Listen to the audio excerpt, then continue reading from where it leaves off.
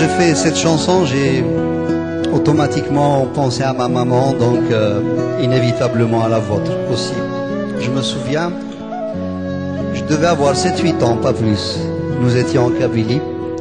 Elle était là, à côté de moi, en train de battre du lait qu'elle a mis dans une calebasse, vous savez, une espèce de baratte. Et elle le battait en faisant ce geste-là, peut-être qu'un certain nombre d'entre vous ont déjà vu faire. Et quand elle faisait son acte, son travail, elle rythmait aussi des mots, des idées, des chants, des soupirs. Ça lui arrivait de pleurer des fois, même d'esquisser un sourire à des moments aussi. Et vous savez, sur le coup, j'étais jeune, beaucoup trop petit pour comprendre. Ayant bien sûr grandi et surtout ayant emmagasiné toutes ces choses dans ma tête, dans ma mémoire, je me suis rendu compte alors qu'elle ne faisait que se confier à son instrument, parce qu'elle n'avait pas d'autre interlocuteur valable. Et c'est là où j'ai compris une chose, cette image de femme qui était là, subissant la loi du milieu, du mal, et qui se confiait donc à une chose inerte.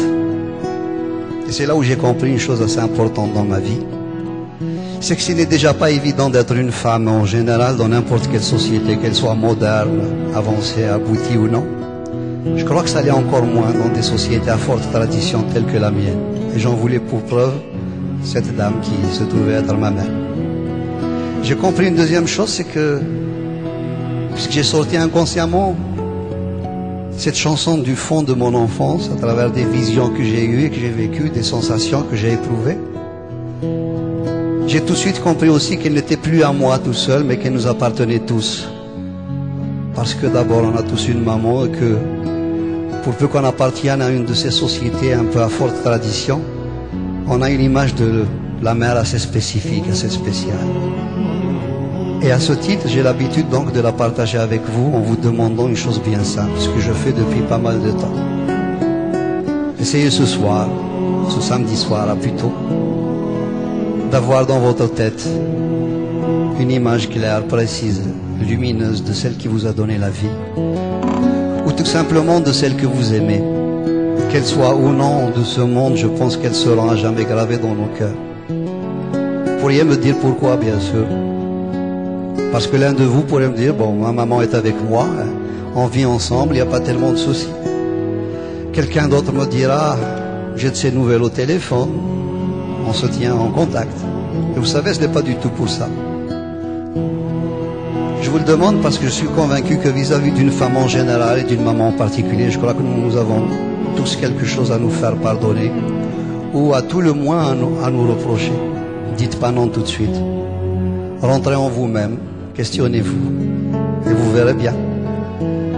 Laquelle ou lequel d'entre vous n'aura pas vu des larmes perler sur leurs joues, et surtout des larmes pour lesquelles nous avons une responsabilité plus ou moins directe, sans compter tous ces pleurs, toutes ces larmes qu'elles auront versées à notre insu, parce qu'elles n'auront pas voulu nous le montrer, soit par pudeur, soit par crainte de nous heurter, soit pour se dire, ma foi, bon, ces enfants, c'est moi qui les ai faits, si quelqu'un doit se sacrifier, autant que ce soit moi. Franchement, laquelle ou lequel d'entre nous tous aura été péché dans le tréfonds de leur cœur, le moindre de leurs frissons, la moindre de leur fragilité, et surtout cesser de voir en elles des mamans couveuses ou des mamans allaiteuses qui ne sont là que pour la reproduction, alors qu'elles peuvent aussi avoir de la place pour un cœur contrarié, des amours contrariés, un désir frustré, etc.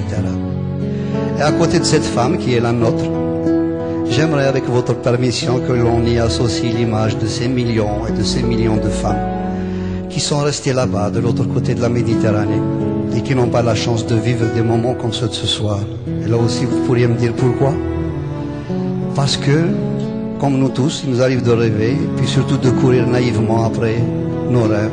J'imagine que si ce soir on se mettait à penser à elle, il sera inscrit quelque part en haut dans le ciel de Dieu qu'un soir de novembre, somme toute banale, dans une petite ville qui s'appelle Puteaux dans la région parisienne, quelques centaines de personnes étaient là ce soir.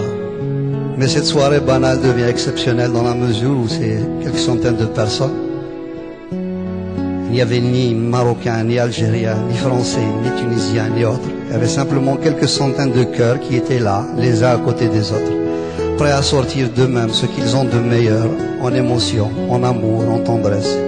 Et que dans un élan commun en pensant à elle, bien sûr, j'imagine une boule émotionnelle monter dans le ciel, traverser la mer et puis aller s'éparpiller en millions et en millions de petits morceaux, chaque petit morceau étant un tout petit peu de bombe dans leur cœur meurtri. Et c'est à ce moment-là où cette fois-ci, je suis sûr que ce n'est plus un rêve, on se dira dans un coin de ciel que ce soit là, dans cette petite ville de Puteaux, ces quelques centaines de gens ont fait quelque chose de magnifique. Sendou.